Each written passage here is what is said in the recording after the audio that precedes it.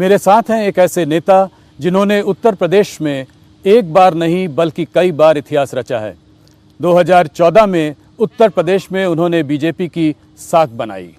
2017 में एक प्रचंड बहुमत के साथ 312 सीटें दिलाकर प्रदेश के राजनीति का स्वरूप बदल डाला।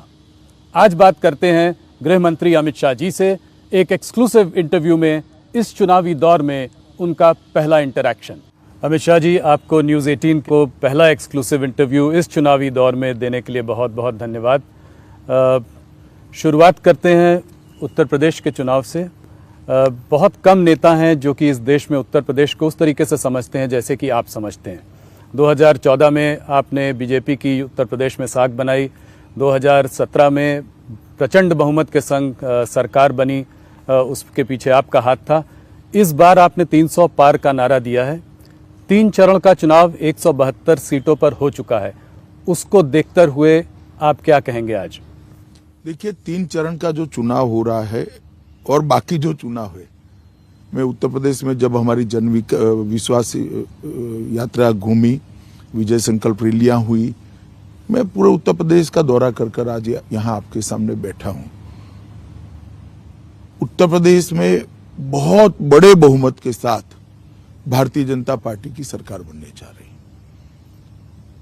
योगी जी के नेतृत्व में भारतीय जनता पार्टी उत्तर प्रदेश का जनता का मन जीतने में सफल हुई है और प्रधानमंत्री की लोकप्रियता 2013 दिसंबर से भी ज्यादा आज हम इसको महसूस कर रहे हैं। ग्राउंड में ये फील है, ग्राउंड में ये फील है और मैं मानता हूं कि उत्तर प्रदेश का चुनाव फिर से एक बार बहुत अच्छे नतीजे भारतीय जनता पार्टी के लिए लाएगा और विजय की बाउंड्री निश्चित ही उत्तर प्रदेश की जनता भारतीय जनता पार्टी के लिए लगाने जा रही है। ज्यादातर अगर सर्वे को देखें अमित शाह जी, तो 230 से 260 सीट्स आपको दी जा रही थी।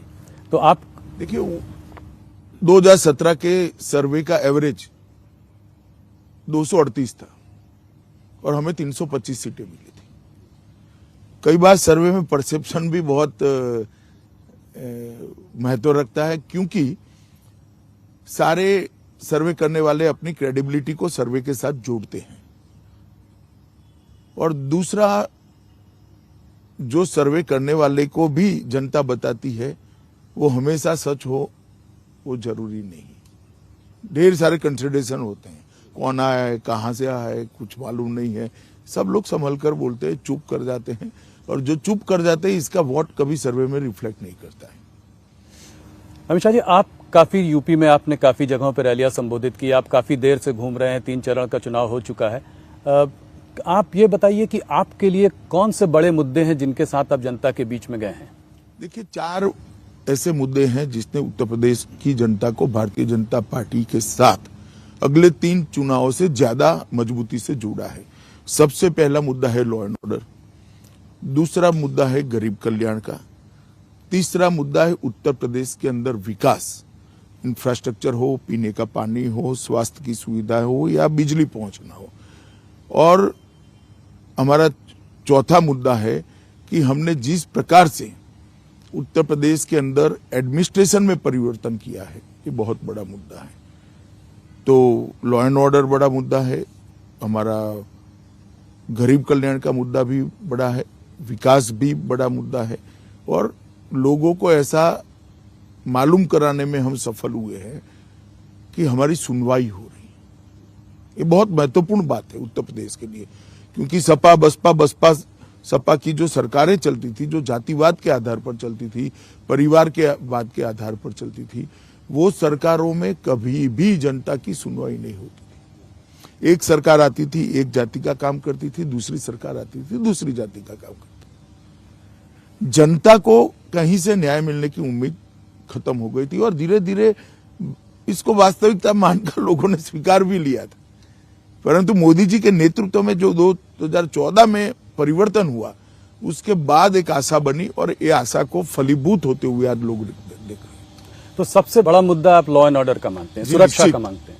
मैं उत्तर प्रदेश में लगभग 2013 की मई से लेकर 2000 की काउंटिंग तक कार से हर जिला छोड़ दीजिए, हर ब्लॉक तक लगभग गया हूँ। कोई सोनभद्र के 1-2 ब्लॉक छूट गए हो, हर ब्लॉक तक मैं गया हूँ। मैं आपको बता सकता हूँ, उत्तर प्रदेश के अंदर थाने में जाते ही एफआईआर रजिस्टर हो जाएगा, इसको कल्पना मानी जा सकती।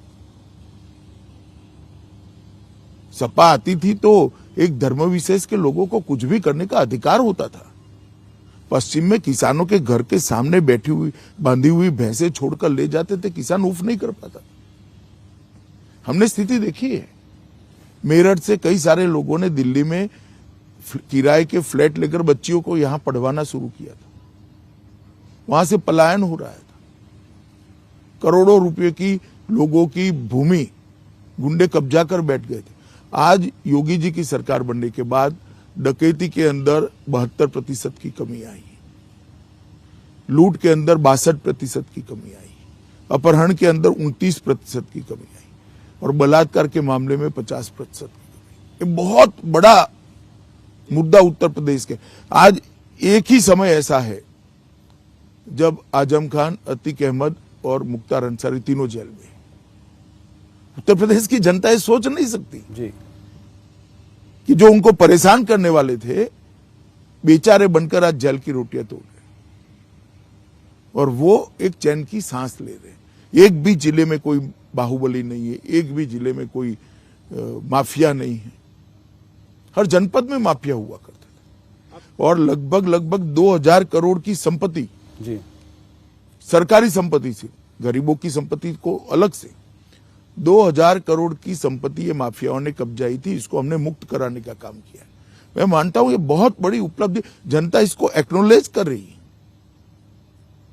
आज कानपुर शहर में रात को 12 बजे मैंने बच्चियों को स्कूटी पर जाते हुए देखा है, मन को बड़ा संतोष होता है। मैं कुछ दिन पहले की बात करता हूं जी।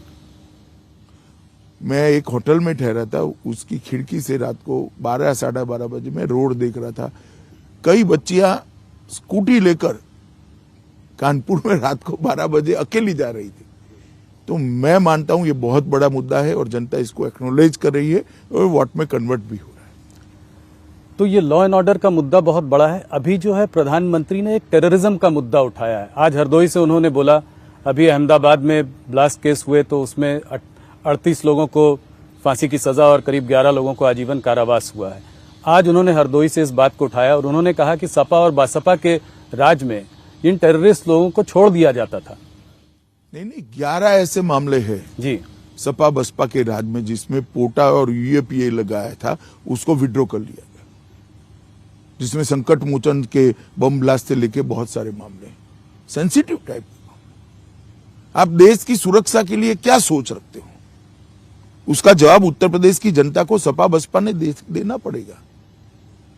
अब आप एक बात समझ लीजिए कि जिन पर पोटा और यूएपीए लगा है या तो आतंकवाद विरोधी कानूने लगे, वो हटाकर केस को हल्का कर आप किसकी मदद करना चाहते हो और क्यों करना चाहते हो? सिर्फ और सिर्फ वोट बैंक के लिए? तो क्या बाकी के लोगों के वोट नहीं है? जो विक्टिम है उनके वोट नहीं है? और ये फील पूरे उत्तर प्रदेश में है और कांग्रेस के शासन में भी ढेर सारे ऐसे मामले आए देश भर में। आज मोदी जी के मुख्यमंत्री रहते आज एक केस इतने कम समय के अंदर, बॉम्ब ब्लास्ट के सारे केसों का एनालिसिस कर लीजिए, बहुत कम केसों में सजा हुई है और इतनी बड़ी सजा की मात्रा जिसको पुलिस ने एज अ प्रोसिक्यूशन एफिशिएंसी के साथ कोर्ट को कन्विंस किया, कोर्ट ने एविडेंस को अप्रिशिएट करने के बाद सजा दी। तो टेररिज्म के मामले में भी सपा बसपा ये जातिवादी और तुष्टीकरण करने वाली पार्टियों का रवैया लचर रहा है। आप तुष्टीकरण की जब बात करते हैं तो आपका इशारा मुसलमानों और यादवों से है। जब आप योगी जी ने अभी बात की थी कि ये चुनाव जो है 80% और 20% का चुनाव है, तो क्या इसका मतलब मुसलमान वर्सेस हिंदू का चुनाव देख रहे हैं आप? मुझे लगता है इनके बैक ऑफ द माइंड कोई वोट प्राप्त करने वाला वो रहा होगा। मैं नहीं मानता कि हिंदू और यादव इस प्रकार से गिनकर, मुस्लिम और यादव इस प्रकार, कोई वोट प्रतिशत सपा का कितना रहा, क्या रहा, इसके हिसाब से करा होगा मुझे। पर आपको ये नहीं लगता कि चुनाव में पोलराइजेशन हो रहा है? पोलराइजेशन जरूर हो रहा है, गरीब पोलराइज हो रहा है, सलामती फील करने वाले लोग पोलराइज हो रहे हैं। 18 योजनाएं 20 सालों की एवरेज से लंबित थी सिंचाई की, तो किसान भी पोलराइज हो रहा है। ढेर सारे किसानों को आज किसान कल्याण निधि का पैसा मिल रहा है, 23,000 करोड़ रुपया मिला है, तो वो पोलराइज हो रहे हैं। तो पोलराइजेशन तो मैं ढंग से देख रहा हूं। पर हिंदू मुसलमान पोलराइजेशन नहीं देख रहे हैं। देखिए, वोट देने की पैटर्न को पोलराइजेशन नाम मत दीजिए। हमारी ओर से हमने कोई कसर नहीं की। जो लाभ प्राप्त करने के लिए जिनका अधिकार था वो सभी को हमने लाभ दिया है, फायदा दिया है, irrespective of caste and community, irrespective of religion. धर्म और जाति को आपने उसमें कभी जरा भी नहीं। प्रधानमंत्री जी की हर योजना में मैं बताता हूं, हमने उत्तर प्रदेश के अंदर 1,67,00,000 माताओं को गैस दिया है। इसमें सब लोग हैं जी, सब लोग हैं। 2,62,00,000 घरों में शौचालय नहीं थे, आप कल्पना कर सकते हैं? जी, 2,62,00,000 घरों की माताएं कितनी शर्म हर रोज सुबह महसूस करती हो। आज वो सम्मान के साथ अपने घर में ही जी रही। प्रधानमंत्री मातृवंदना योजना का 40 लाख माताओं को फायदा हुआ। 1,41,00,000 घर ऐसे थे जिसमें यूपी में आजादी के 70 साल के बाद बिजली का लट्टू भी नहीं था, कनेक्शन ही नहीं था। 1,41,00,000 घरों में बिजली पहुंचाने का काम नरेंद्र मोदी जी ने किया है। 2,68,00,000 एलईडी के लट्टू बांटे गए हैं। गरीब कल्याण अन्न योजना के तहत यूपी के 15 करोड़ गरीबों को 2 साल से प्रति व्यक्ति 5 किलो प्रति माह हम अनाज फ्री ऑफ कॉस्ट दे रहे हैं। इसके अंदर योगी जी ने दलहन को ऐड किया, तेल को ऐड किया, नमक को ऐड किया और एक संपुट बनाकर गरीबों के लिए दिया है। 42 लाख से ज्यादा लोगों को आवास देने का काम हुआ है। 42 लाख ऐसे लोग जी। और हमारा संकल्प पत्र हम लेकर आए हैं कि 2024 तक हम एक भी व्यक्ति ऐसा नहीं रखेंगे जिसके पास घर नहीं होगा। स्वनिधि योजना के तहत लगभग 8,80,000 स्ट्रीट वेंडर को लोन देने का काम भारतीय जनता पार्टी की योगी सरकार ने किया। मोदी जी ने जितनी भी योजनाएं बनाई गरीब कल्याण के लिए, देश भर के लिए बनाई जी, उसको घर घर तक पहुंचाने का काम उत्तर प्रदेश के मुख्यमंत्री योगी आदित्यनाथ ने किया है। आप मुझे बता रहे थे कि योगी आदित्यनाथ जी ने यूपी में जैसा काम किया है और स्टेट से कहीं अच्छा है। बहुत अच्छा है। मैं आपसे इसी रिलेटेड सवाल एक पूछना चाहता हूं। मेरे दिमाग, मैंने योगी जी से भी ये सवाल पूछा था कि सबका साथ सबका विकास बात करने वाली पार्टी मोदी जी का ये नारा है, आपका नारा है, योगी जी का नारा है। ये जब टिकट वितरण करती है तो मुसलमानों को टिकट क्यों नहीं देती? भारतीय जनता पार्टी का मुसलमानों से क्या रिश्ता है? देखिए, भारतीय जनता पार्टी का जहां तक मुसलमानों का रिश्ते का सवाल है, सरकार का भारत के नागरिक के साथ और एक जिम्मेदार राजनीतिक दल के भारत के नागरिक के साथ होना चाहिए, वही रिश्ता हमारा है। मगर चुनाव में कौन वोट देता है वो भी तो देखना पड़ता है। तो आप ये कह रहे हैं कि ये एक राजनीतिक आपकी मजबूरी है? मजबूरी नहीं है, ये राजनीतिक शिष्टाचार है। चुनाव जीतना भी जरूरी है, इस वजह से इस तरीके की निश्चित चीजें रूप से। जी। उसके बाद अगर उनके कल्याण में कहीं भेदभाव हो तो कोई आरोप कर सकता है। सरकार संविधान के आधार पर चलती है और सरकार जनता के वोटों से चुनकर आती है, जो देते हो उसे। तो राजनीतिक प्रतिनिधित्व तो इसके साथ ही जुड़ा हुआ है। ये मुजफ्फरनगर और कैराना, आज भी आपको लगता है पलायन का मामला काफी बड़ा मुद्दा है? आपको लगता है कि परिस्थितियां मुद्दा तो आज भी है जी। मगर अब मुद्दा ये है कि जो आए हैं वो शांति से जी रहे हैं और जाना नहीं पड़ रहा है। तो परिस्थितियां बहुत बदली हैं, बदली है परिस्थितियां। देखिए, सबसे बड़ी उपलब्धि भारतीय जनता पार्टी की, योगी सरकार की उपलब्धि ये है कि उत्तर प्रदेश में राजनीति का अपराधीकरण हो गया था और एडमिनिस्ट्रेशन का राजनीतिकरण हुआ था। भारतीय जनता पार्टी की सरकार आने के बाद, योगी आदित्यनाथ के मुख्यमंत्री बनने के बाद आज ना राजनीति का अपराधीकरण भी है, अपराधीकरण नहीं है जी, और ना एडमिनिस्ट्रेशन का राजनीतिकरण है। ये दोनों चीजों को, जो नासूर थे लोकतंत्र के लिए, लोक कल्याण के लिए, ये दोनों चीजों को हम रिमूव करने में हम सफल हुए हैं। मोदी जी के राष्ट्रीय स्तर पर उद्भव के बाद परिवारवादी, जातिवादी और तुष्टीकरणवादी राजनीति समाप्त हो गई है और उसकी जगह पॉलिटिक्स ऑफ परफॉर्मेंस ने ली। जो परफॉर्म करेगा जनता उसको चुनकर लाएगी। मैं आपको बताता हूं, उत्तर प्रदेश में 15 साल के सपा बसपा के शासन के बाद उत्तर प्रदेश की व्यवस्था 8वें 9वें नंबर पर अर्थव्यवस्था देश में थी। 22 करोड़ का सूबा है, सबसे ज्यादा भूमि है, सबसे ज्यादा आबादी है, मगर अर्थव्यवस्था 8वें 9वें नंबर पर थी। 22 करोड़ लोगों का खाना पीना रहन सहन भी गिन लो तो अर्थव्यवस्था 1 नंबर पर होनी थी, मगर नहीं थी। 5 ही साल में 8वें 9वें स्थान पर से हम इसको देश की दूसरे नंबर की बड़ी अर्थव्यवस्था बनाए। मुझे विश्वास है 2 साल के अंदर ही फिर से भारतीय जनता पार्टी की सरकार बनने के बाद इसको हम 1 नंबर पर ले जाएंगे। ये बहुत बड़ी उपलब्धि है।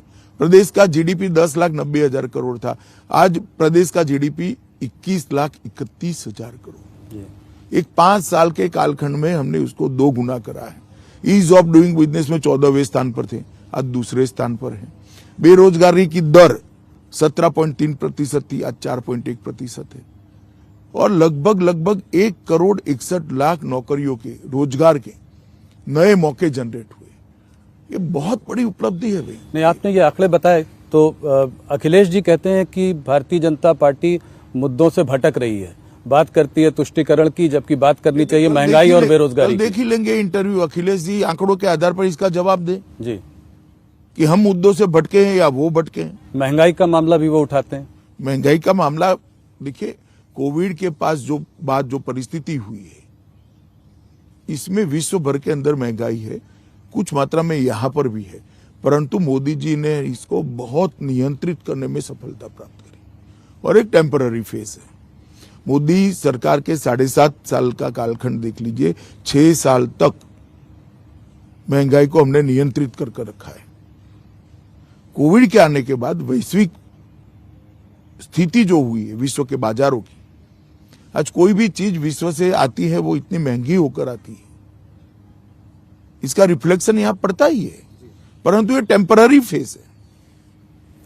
एक और मुद्दा जो इस चुनाव में कर्नाटका से होते हुए हमारे पास आ गया है वो है हिजाब का मुद्दा। क्या आप मानते हैं कि मुसलमान लड़कियों के लिए ये हिजाब का मुद्दा जायज़ मुद्दा है? क्या रिलीजियस राइट्स जो हैं वो इंस्टीट्यूशंस में, मतलब स्कूल्स में, इंस्टीट्यूशंस में इनका एक प्राथमिकता होनी चाहिए, वो ओवरराइड कर सकती हैं? देखिए, मेरा व्यक्तिगत मानना है जी कि स्कूल के ड्रेस कोड को सभी धर्म के लोगों ने अपनाना चाहिए। और मामला अब कोर्ट में है, कोर्ट ने अभी स्टे दिया है, कोर्ट सुनवाई कर रही है, अदालत का जो फैसला है वो सबने मानना चाहिए। देश को अल्टीमेटली संविधान के आधार पर चलाना चाहते हैं या विम्स के आधार पर चलाना, वो तय करना पड़ेगा। मेरी व्यक्तिगत मान्यता तब तक ही रहती है जब अदालत फैसला नहीं करती। एक बार अदालत फैसला करती है तो फिर मुझे भी इसको स्वीकार करना चाहिए, सबने इसको स्वीकार। परंतु मैं व्यक्तिगत रूप से मानता हूं कि स्कूल के ड्रेस कोड और स्कूल के यूनिफॉर्म के हिसाब से ही सभी बच्चों ने वहां पर धर्म से ऊपर रखना चाहिए। मगर एक चीज और है कि आपको क्या इसमें कोई साजिश दिखाई देती है? कैंपस फ्रंट ऑफ इंडिया के लोग इस पे सक्रिय हैं, कोई ढेर सारे लोग सक्रिय हैं, मगर मैं इतना बताता हूं जी कि इनकी मंशा सफल नहीं होगी। कोर्ट का जजमेंट आने के बाद देश की जनता इसको स्वीकार करेगी। थोड़ी सी बात यूपी की राजनीति की और करना चाहूंगा। आपने जब शुरुआत की कैंपेन में यूपी के पहले 3 चरणों के पहले जब आप मैदान में आए तो आपने जयंत चौधरी की तरफ जो है बहुत डोरे डाले, दाने डाले और कहा कि वो आदमी तो अच्छे हैं मगर गलत पार्टी में है, गलत गठबंधन में है। क्या आज भी आप ये बात कहेंगे? आपके पास कोई रिकॉर्डिंग है इसकी? अच्छा, मैंने तो ये, आपने ये नहीं कहा तो आपने क्या कहा फिर? मैंने ऐसा भी नहीं कहा, मैंने नहीं कहा जी। हवा में से बातें मीडिया ने नहीं उठानी चाहिए, इतना ही पैक हो गया है चुनाव, भारतीय जनता पार्टी पूर्ण बहुमत से जीतने जा रही है। मैंने इतना ही कहा था, वो गलत जगह पे चले गए। गलत जगह। पोस्ट पोल अलायंस का कोई उनसे, मैंने ऐसी कोई बात कभी नहीं, मैं अभी पूछ रहा हूँ कि कुछ रास्ते खुले हुए हैं। Question does not arise. हम बहुत बड़े मार्जिन के साथ, प्रचंड बहुमत के साथ सरकार बनाने जाए। पोस्ट पोल अलायंस किस चीज के लिए?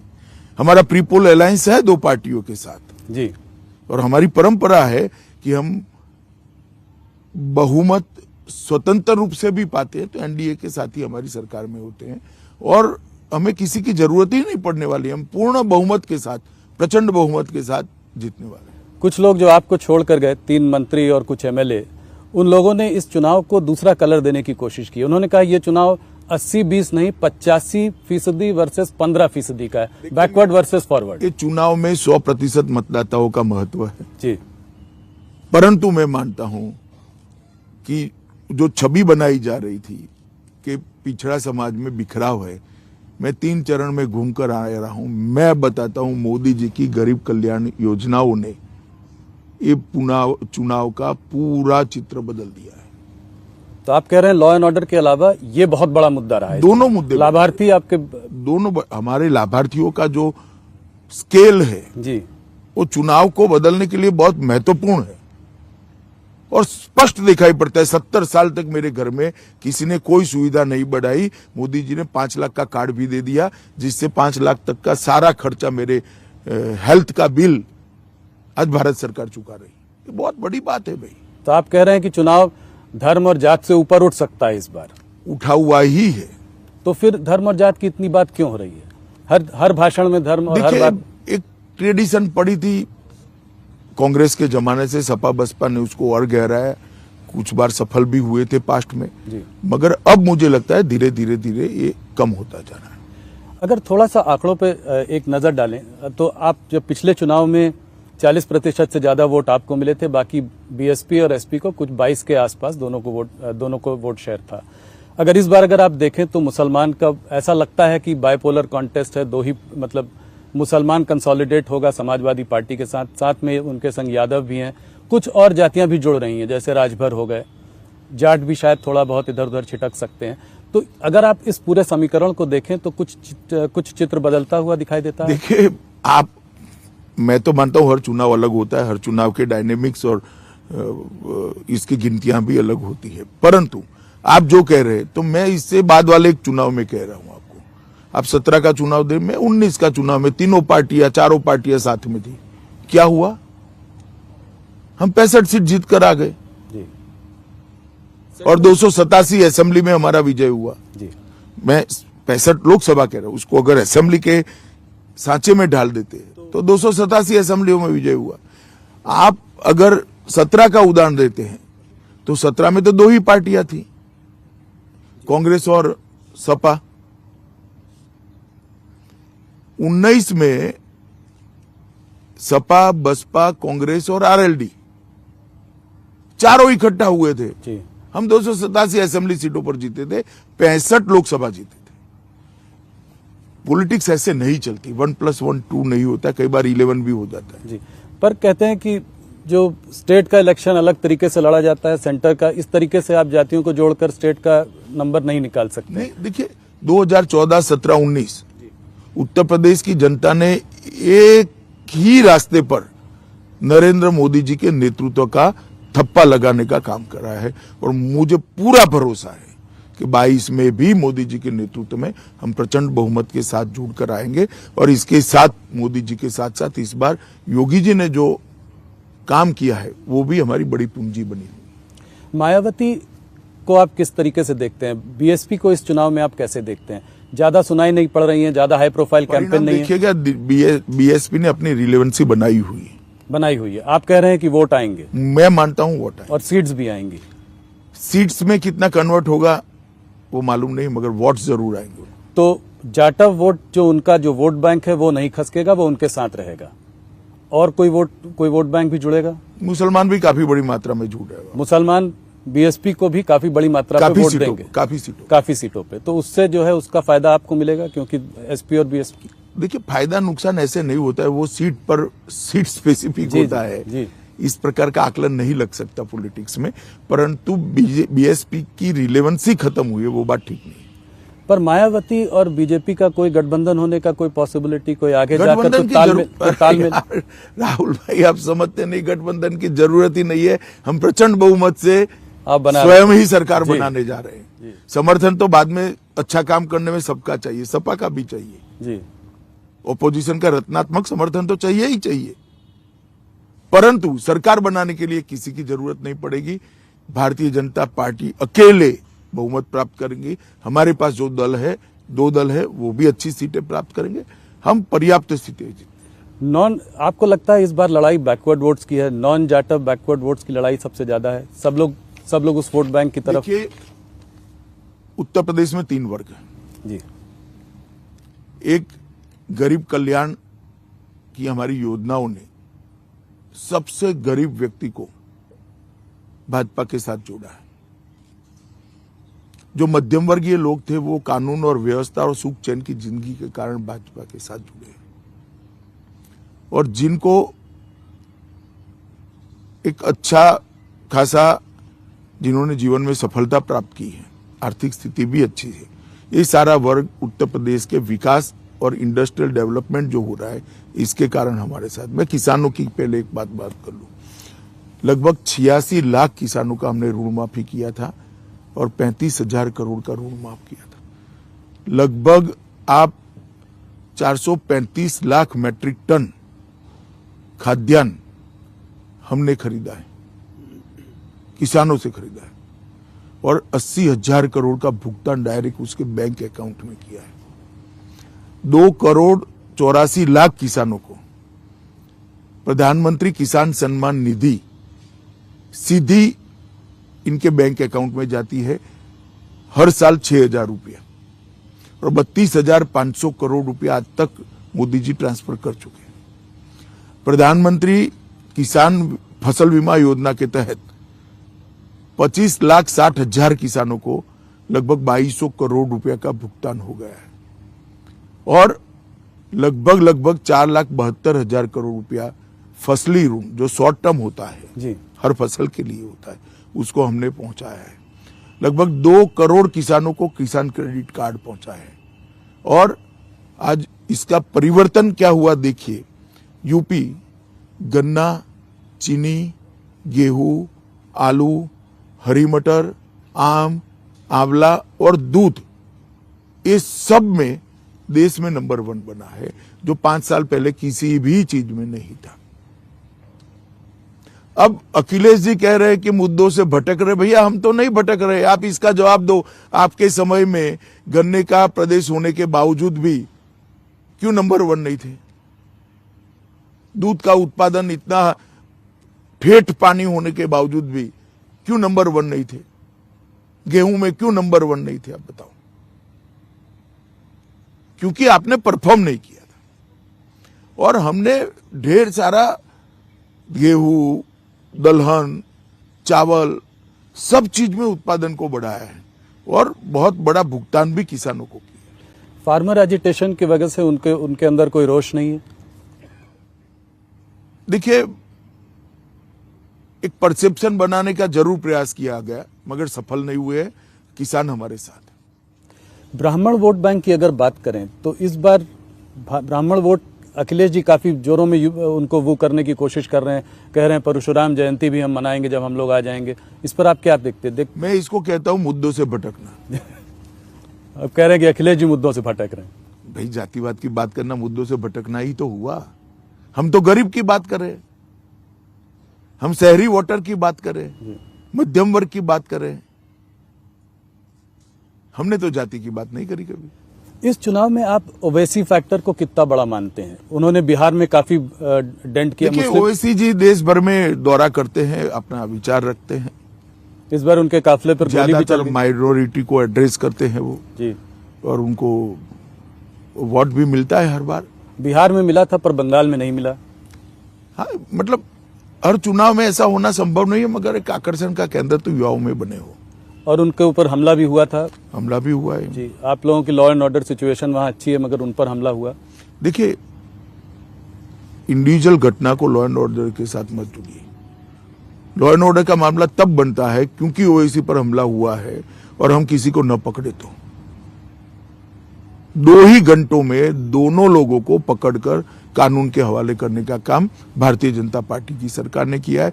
और हमने जरा भी सिक्योरिटी असेसमेंट की मीटिंग 3 ही घंटे में हमने कराई और 8 ही घंटे में निर्णय कर उनको जेड सिक्योरिटी ऑफर करी।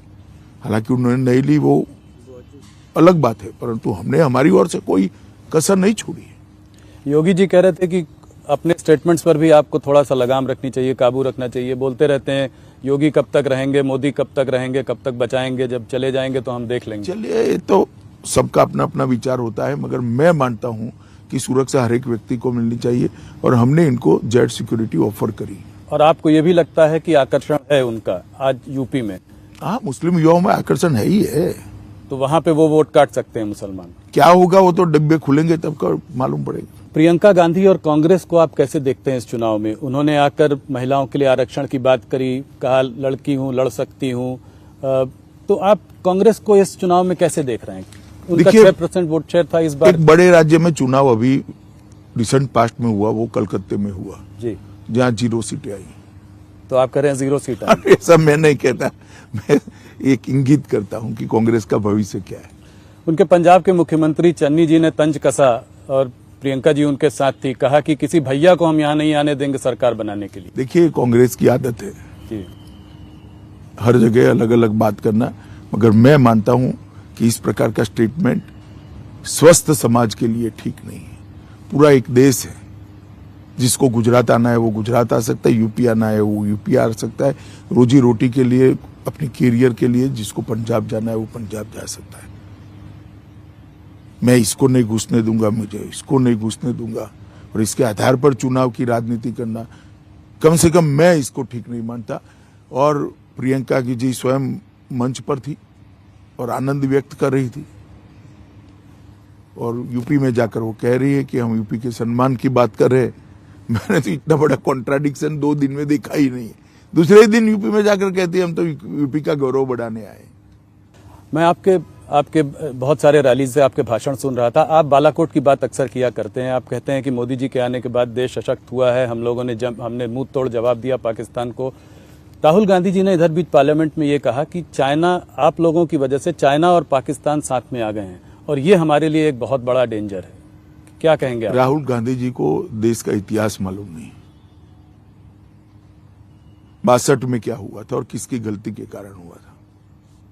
चाइना ने जितने भी चैलेंज खड़े किए, हर चैलेंज का मुंह तोड़ जवाब नरेंद्र मोदी जी की सरकार ने, देश के प्रधानमंत्री ने दिया है।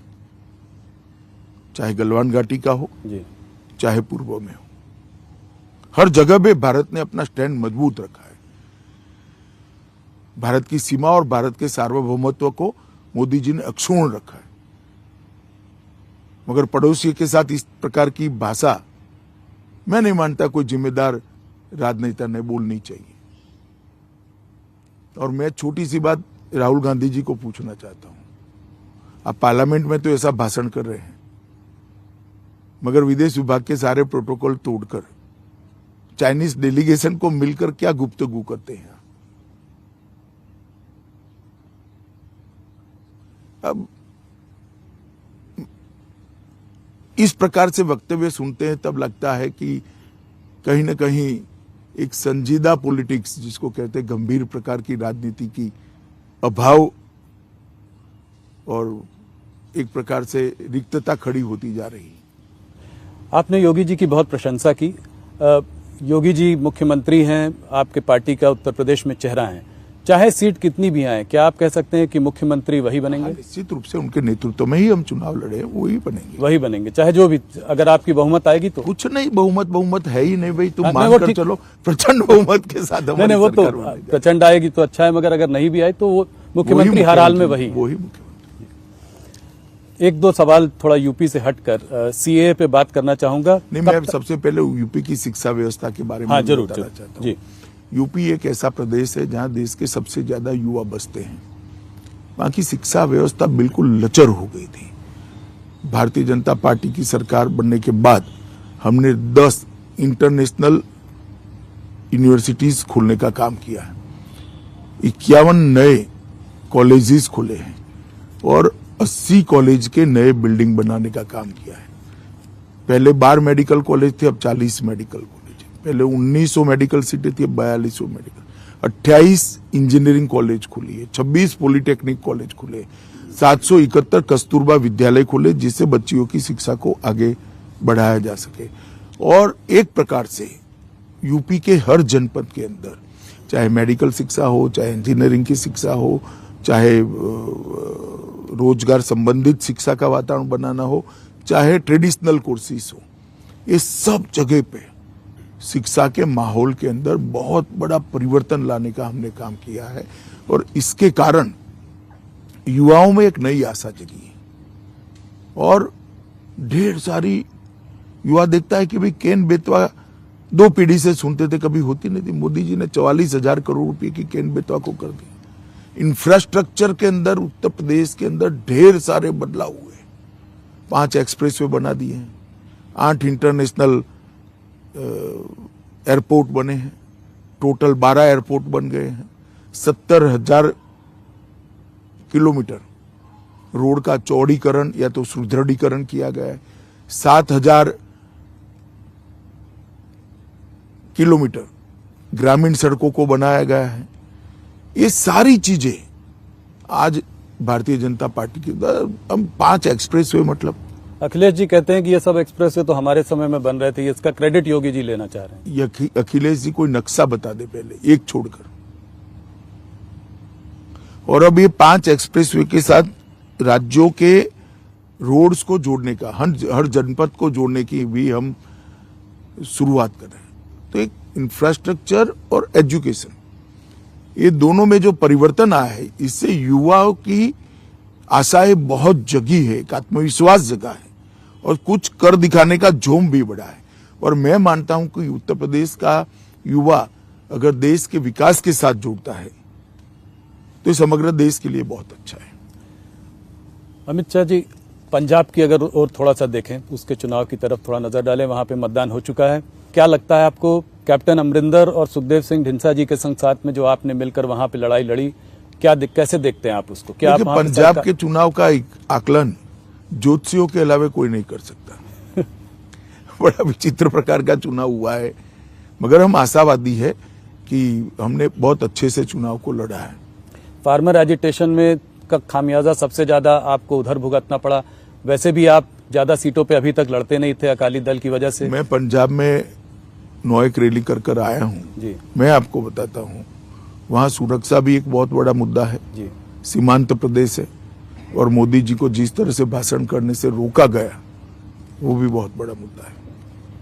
उसकी वजह से आपको लगता है कि कुछ हमें सफलता मिलेगी, कितनी मात्रा में मिलेगी, कैसी मिलेगी, वो तो डिब्बा खिलने के बाद ही मालूम पड़ेगा। सर्वे जो है आम आदमी पार्टी और कांग्रेस को आगे दिखा रहे हैं, लगता है आपको कि इनमें से किसी की सरकार बन सकती है? मैं अभी भी कहता हूं कि कोई सर्वे पंजाब की स्थिति में नहीं सर्वे करने की स्थिति में नहीं होगा।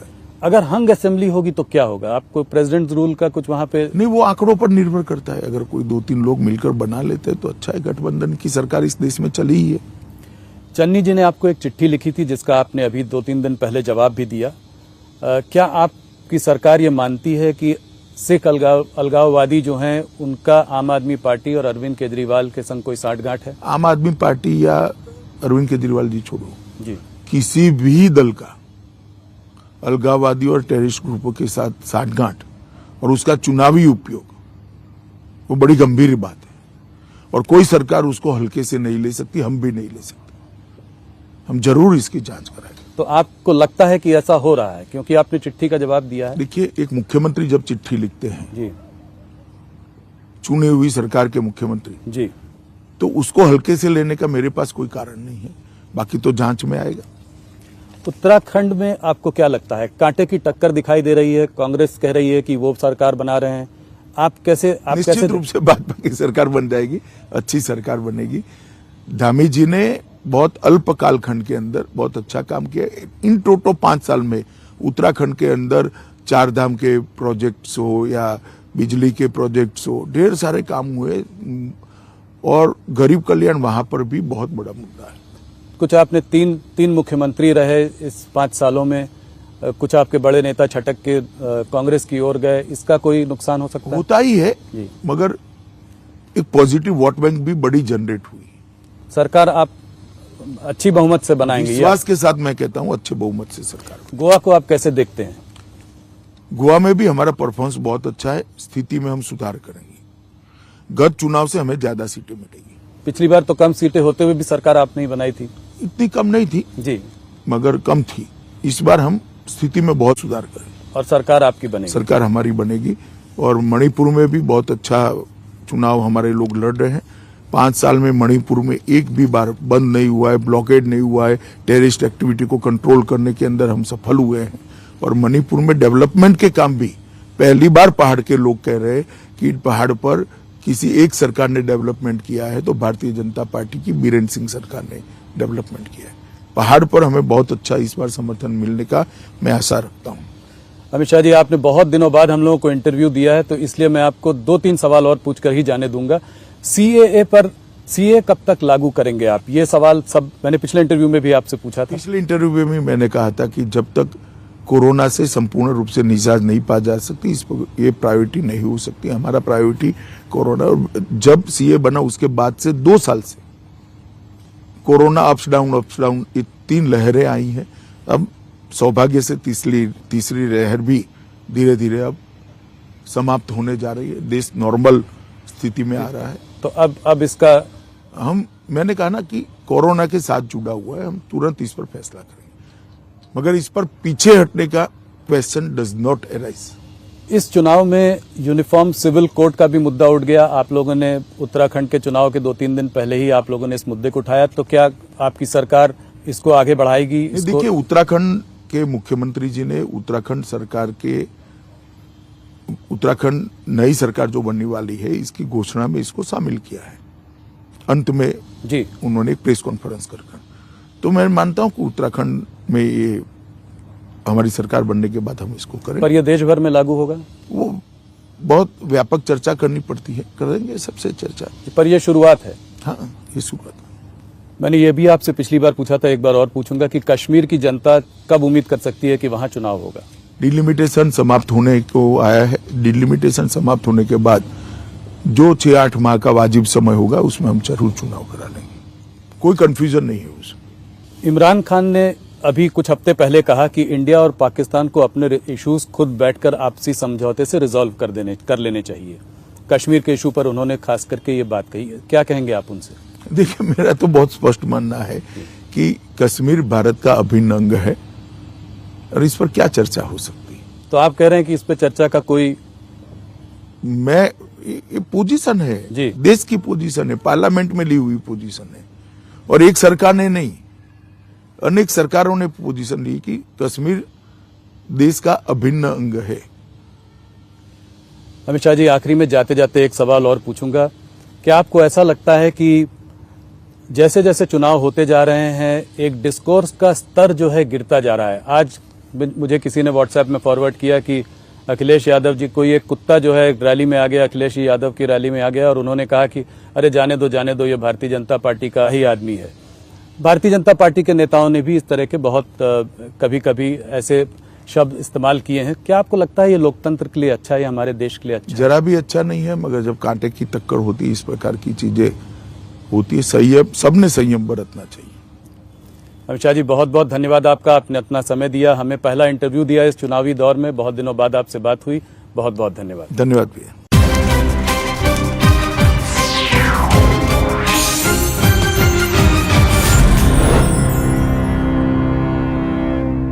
सुगंध रोष है, लोग पुलिस की कार्यशैली पर